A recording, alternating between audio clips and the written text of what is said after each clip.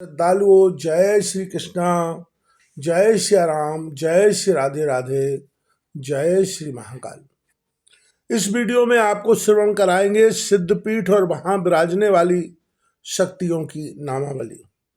व्यास जी कहते हैं, राजन, चतुर्मुख ब्रह्मा की आज्ञा पाकर वन में गए हुए मुनिगण हिमालय के तट पर पहुंचे और चित्त को शांत करके माया बीज भगवती भुवनेश्वरी के मंत्र का जप करने लगे।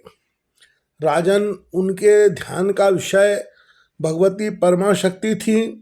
दीर्घ काल तक ध्यान करने के पश्चात भगवती प्रसन्न होकर उनके सामने साक्षात प्रकट हो गई। पास अंकुश, बर और अभय मुद्रा को उन्होंने अपने चारों हाथों में धारण कर रखा था। उनके 3 नेत्र शोभा बढ़ा रहे थे। करुणा के रस से वे परिपूर्ण थीं। उनका विग्रह सत्यचित और आनंदमय था। संपूर्ण जगत को उत्पन्न करने वाली परमेश्वरी को देखकर पवित्र अंतःकरण वाले मुनि उनकी स्तुति करने लगे। देवी, तुम विश्व रूपा, विश्वानर रूपा, तेज रूपा और सूत्र रूपा हो। तुम्हें नमस्कार है। तुम्हारा वह दिव्य रूप है जिसमें समस्त लिंग देह ओतप्रोत होकर व्यवस्थित है। प्राग अव्याकृत प्रत्यक और पर ब्रह्म के स्वरूप को धारण करने वाली देवी, तुम्हें बार बार प्रणाम है। सर्वरूप और सर्वलक्ष्मी रूप में शोभा पाने वाली तुम भगवती को प्रणाम है। इस प्रकार भक्ति पूर्वक गदगद वाणी से भगवती जगदम्बा की स्तुति करके दक्ष प्रभृति पुण्यात्मा मुनिगण देवी के चरण कमलों में मस्तक झुकाए रहे। तब कोयल के समान मधुर वचन वाली देवी ने प्रसन्न होकर उनसे कहा, महाभाग मुनियों, वर मांगो, मैं सदा वर देने के लिए तैयार हूँ। ऐसा समझ लो। राजेंद्र, भगवती की अमर वाणी सुनकर मुनियों ने वर मांगा। देवी, आप यह कृपा करें जिससे शंकर तथा विष्णु इन महाभाग देवताओं को अपनी शक्तियां पुनः प्राप्त हो जाएं। फिर दक्ष ने प्रार्थना की, देवी अम्बे, मेरे कुल में तुम्हारा अवतार होना चाहिए जिससे मैं कृतकृत हो जाऊं। भगवती परमेश्वरी, तुम अपने मुख से केवल जप, ध्यान, पूजा और अपने विविध स्थानों का परिचय देने की कृपा करो। देवी ने कहा, मेरी शक्तियों का अपमान करने से ही शिव और विष्णु को ऐसी अप्रिय परिस्थिति प्राप्त हुई है। इस प्रकार शक्ति रूपा मेरा अपराध कभी नहीं करना चाहिए।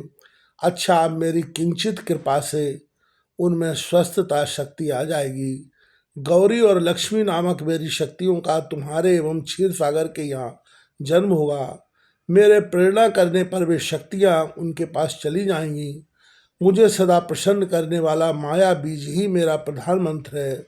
मेरे विराट रूप का अथवा तुम्हारे सामने उपस्थित इस रूप का या सच्चिदानंदमय रूप का ध्यान करना चाहिए। मेरी पूजा करने के लिए उपयुक्त स्थान सारा जगत ही है। तुम्हें चाहिए मेरी पूजा और ध्यान में सदा संलग्न हो। व्यास जी कहते हैं, राजन, यों कहकर मणिद्वीप में विराजने वाली भगवती जगदम्बा अंतर्ध्यान हो गई। दक्ष प्रभृति सभी मुनिगण ब्रह्मा जी के पास लौट आए और उनको सम्मान पूर्वक सारा समाचार बतला दिया। राजन, तब भगवान शिव और विष्णु स्वस्थ हो गए। उनको अपने अपने कार्य संपादन की शक्ति एवं योग्यता पुनः प्राप्त हो गई।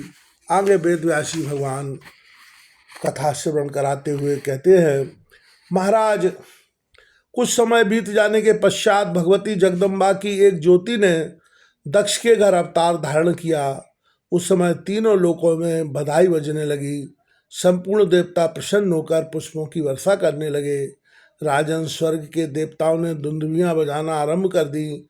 पवित्र अंतःकरण वाले साधु पुरुषों का मन प्रसन्नता से खिल उठा। नदियां निर्मल जल की धारा बहाने लगी। भगवान भास्कर शुद्ध रूप से प्रकाश फैलाने लगे। मंगलमयी भगवती के प्रकट होने पर संपूर्ण जगत मंगलमय हो गया। पर ब्रह्म स्वरूपिणी भगवती जगदम्बा के सत्यांश होने से उन देवी का नाम सती रख दिया गया। समयानुसार वे सती शिव की पत्नी बनी, क्योंकि पहले भी वे उनकी शक्ति रह चुकी थीं। राजन, देव के प्रभाव से प्रभावित होकर सती ने अपने शरीर को दक्ष के यज्ञ संबंधी प्रज्वलित अग्नि में भस्म कर दिया। जन्मेजय ने पूछा, मुने, यह बड़ा ही अप्रिय वचन आपने सुनाया है। भला जिनके नाम स्मरण मात्र से मनुष्य लौकिक अग्नि के भय से मुक्त हो जाते हैं, वैसी वे परम विभूति सती अग्नि में कैसे भस्म हो गई? किस प्रतिकूल कर्म के प्रभाव से दक्ष प्रजापति के यहाँ ऐसी दुर्घटना घटी? व्यास जी बोले, राजन, सती के भस्म होने का कारण सुनो। यह कथा बहुत प्राचीन है। एक समय की बात है, मुनिवर दुर्वासा जम्बू नद के तट पर विराजने वाली प्रधान देवता भगवती जगदम्बा के पास गए। वहां मुनि को भगवती के साक्षात दर्शन हुए। इसके बाद वे माया बीज नामक मंत्र का जप करने लगे। देवेश्वरी ने प्रसन्न होकर मुनि को अपने गले की पुष्पमाला प्रसाद स्वरूप दे दी। दिव्य पुष्प के पराग से परिपूर्ण होने के कारण उस माला पर भ्रमर मंडराते और गुनगुनाते थे। मुनि ने उस माला को सिर झुकाकर ले लिया। इसके बाद वे परम तपस्वी मुनि वहां से तुरंत निकले और आकाश मार्ग से होते हुए जहां सती के पिता दक्ष प्रजापति स्वयं विराजमान थे, वहां जा पहुंचे। उस समय दक्ष ने मुनि से पूछा, प्रभु, यह दिव्य माला किसकी है? जगत के मनुष्यों के लिए यह परम दुर्लभ माला आपने कैसे प्राप्त कर ली? दक्ष प्रजापति का यह वचन सुनकर मुनिवर दुर्वासा की आंखें आंसुओं से भर आईं। प्रेम से उनका हृदय विहल हो उठा। उन्होंने उत्तर दिया, भगवती जगदम्बा का यह अनुपम प्रसाद है। तब सती के पिता दक्ष ने मुनि से प्रार्थना की, यह माला मुझे देने की कृपा कीजिए। त्रिलोकी में कोई भी ऐसी वस्तु नहीं है जो भगवती जगदम्बा के उपासक को ना दी जा सके। यों विचार कर मुनि ने वह पुष्प हार दक्ष को दे दिया। दक्ष ने सिर झुकाकर माला ले ली। तदनंतर अंतापुर में पति पत्नी के आनंद के लिए जो अत्यंत सुंदर सैया थी, उस पर उन्होंने उस माला को रख दिया और उसी सैया पर रात्रि के समय उन्होंने स्त्री समागम किया। राजन, इस पाप कर्म के प्रभाव से भगवान शंकर तथा देवी सती के प्रति दक्ष के मन में दोष उत्पन्न हो गया। मनुजेंद्र, उस अपराध का परिणाम यह हुआ कि सती ने सती धर्म को प्रदर्शित करने के विचार से दक्ष से उत्पन्न अपने शरीर को योगाग्नि द्वारा भस्म कर दिया। फिर वही ज्योति हिमालय के घर प्रकट हुई। जन्मेजय ने पूछा, मुने, जो प्राणों से भी अधिक प्रिय थी, उन सती के भस्म हो जाने पर उनके वियोग से कातर होकर भगवान शिव ने क्या किया? व्यास जी बोले, राजन, इसके उपरांत जो कुछ हुआ उसे पूर्ण रूप से कहने में मैं असमर्थ हूँ। भगवान शंकर की कोपाग्नि से त्रिलोकी में प्रलय मचा दिया। जब वीरभद्र प्रकट हो गए, भद्रकाली को साथ लेकर तीनों लोकों को नष्ट करने के लिए प्रस्तुत हो गए, तब ब्रह्मादि देवताओं ने भगवान शंकर की शरण ली। दक्ष को मार दिया गया था और उनका यज्ञ सब प्रकार से नष्ट हो गया था। तब करुणा के सागर भगवान शिव ने देवताओं को अभय प्रदान किया। साथ ही बकरे का सिर जोड़कर दक्ष के जीवित होने की भी व्यवस्था कर दी। तत्पश्चात वे महात्मा महेश्वर अत्यंत उदास होकर यज्ञ स्थल में गए। उन्होंने देखा सती का चिन्मय शरीर अग्नि में जल रहा था। हाँ, सती, इस शब्द को बार बार दोहराते हुए शिव ने उस शरीर को उठाकर अपने कंधे पर रख लिया और पागल जैसे होकर वे देश देश में भटकने लगे। तब ब्रह्मा आदि देवताओं का मन अत्यंत चिंता से व्याप्त हो गया। उस समय भगवान विष्णु ने तुरंत धनुष उठाया और जिस जिस स्थान पर भगवती सती के अंग गिरे थे वहाँ वहाँ अन्वेषण करके उन अंगों को काट डाला।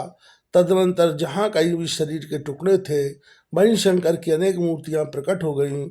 शिव ने देवताओं से कहा, जो इन स्थानों पर उत्तम भक्ति के साथ भगवती शिवा की उपासना करेंगे उनके लिए कुछ भी दुर्लभ नहीं रहेगा, क्योंकि जहाँ सती के अपने अंग हैं वहाँ जगदम्बा निरंतर वास करेंगी।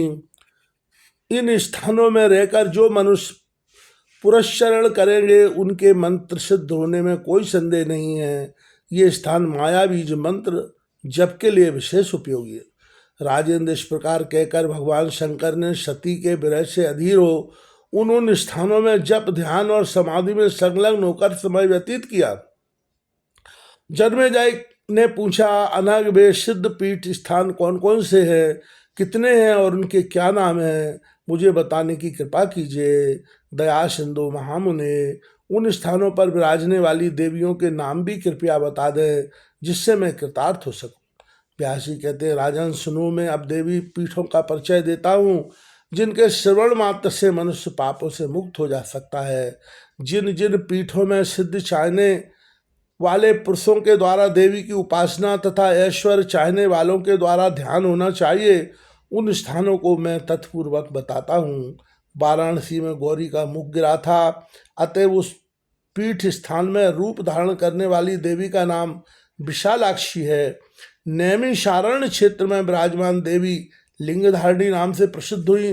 देवी को प्रयाग में ललिता, गंधमादन पर्वत पर कामुकी, मानस में कुमुदा, दक्षिण में विश्वकामा तथा उत्तर में भगवती विश्वकाम प्रपूर्णी कहते हैं।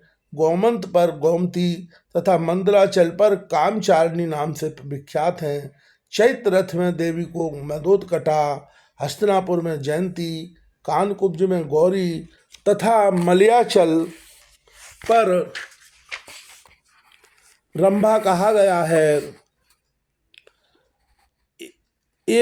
एकाम्र पीठ पर वे कीर्तिमती कहलाती हैं। विश्वपीठ में वे विश्वेश्वरी तथा पुष्कर में पुरहूता नाम से विख्यात हुई। केदार पीठ में सन्मार्गदायिनी, हिमवान पीठ में मंदा तथा गोकर्ण पीठ में भद्रकर्णिका के नाम से देवी के नाम हुए हैं। स्थानेश्वरी पीठ में भवानी, बिल्वक पीठ में बिल्व पत्रिका, श्रीशैल पर माधवी तथा भद्रेश्वर पर भद्रा नाम से देवी की प्रसिद्धि है। बराय पीठ में जया, कमलालय पीठ में कमला, रुद्रकोटि में रुद्राणी तथा कालंजर में वे काली कहलाती है।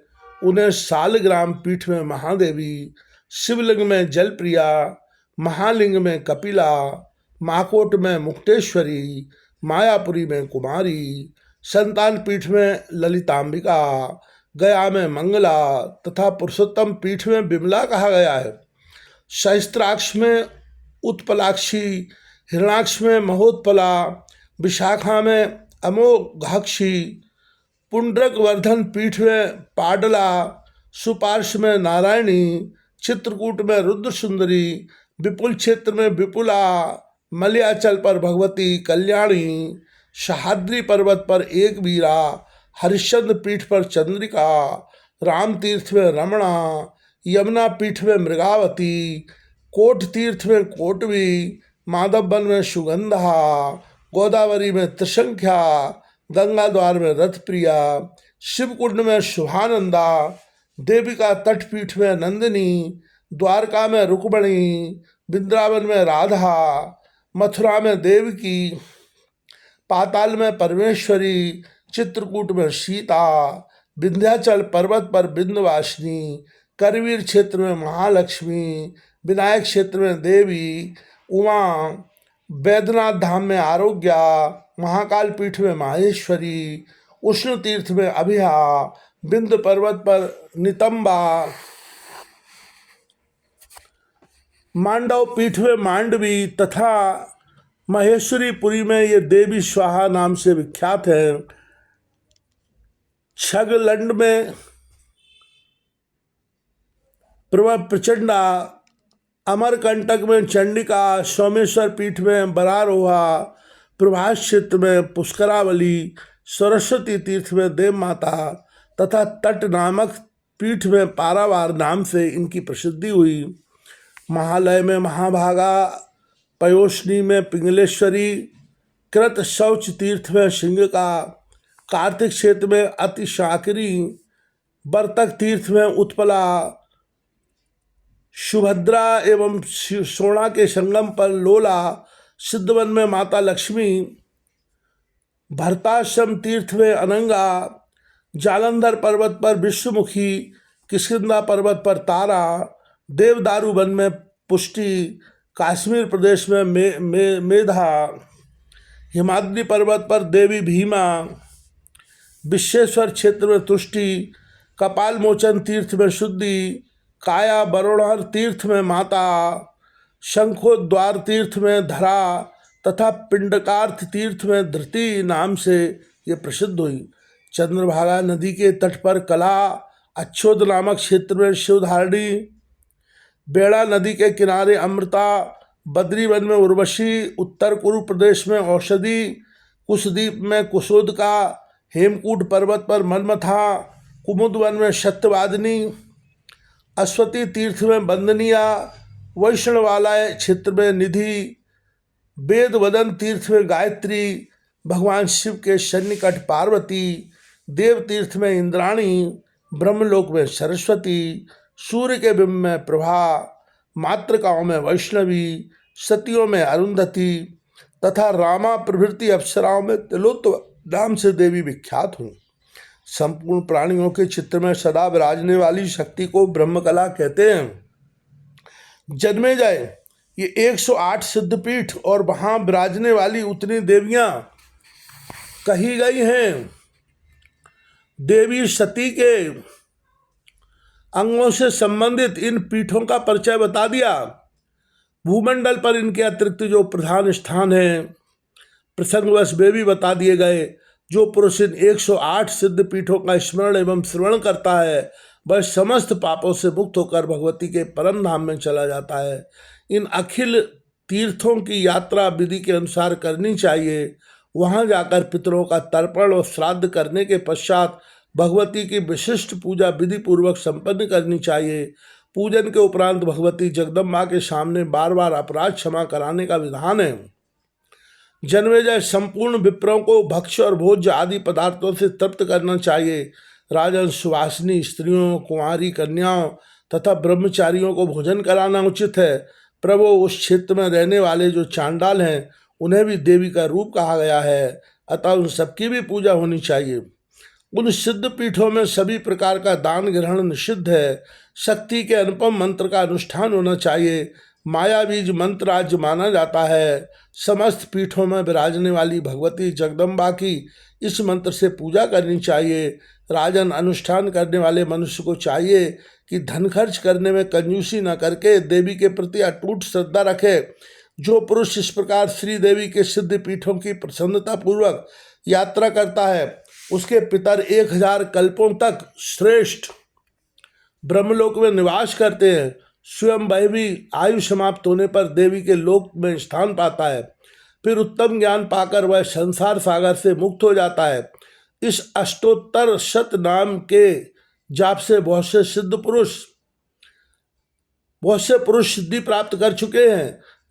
जहाँ यह अष्टोत्तर शत नाम स्वयं लिखा गया हो अथवा रखी हुई पुस्तक में अंकित हो वहाँ महामारी आदि उपद्रव भय नहीं पहुँचा सकते, बल्कि वहाँ इस प्रकार सौभाग्य में वृद्धि होती है जैसे पर्व पर समुद्र बढ़ता है। जो भगवती की भक्ति में तत्पर होकर इस अष्टोत्तर शतनाम का जप करता है उसके लिए कोई भी वस्तु दुर्लभ नहीं है। उसका जीवन निश्चय ही सफल समझना चाहिए। उस जापक के सामने देवता लोग तक मस्तक झुकाने के लिए तैयार रहते हैं, क्योंकि वह जापक भगवती का रूप माना जाता है। जो देवताओं के श्रद्धा पूज्य हैं, श्रेष्ठ मानव उनकी पूजा करे। इसमें कहना ही क्या है। श्राद्ध के अवसर पर इस अष्टोत्तर शतनाम का पाठ किया जाए तो श्राद्धकर्ता के संपूर्ण पितर तृप्त होकर उत्तम गति पा जाते हैं।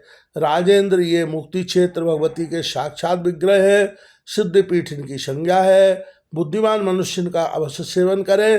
राजन, तुमने भगवती परमेश्वरी के विषय में जो कुछ पूछा था वह सबका सब रहस्य सहित मैं बता चुका हूँ। अब पुनः क्या सुनना चाहते हो यह भी बताने का कष्ट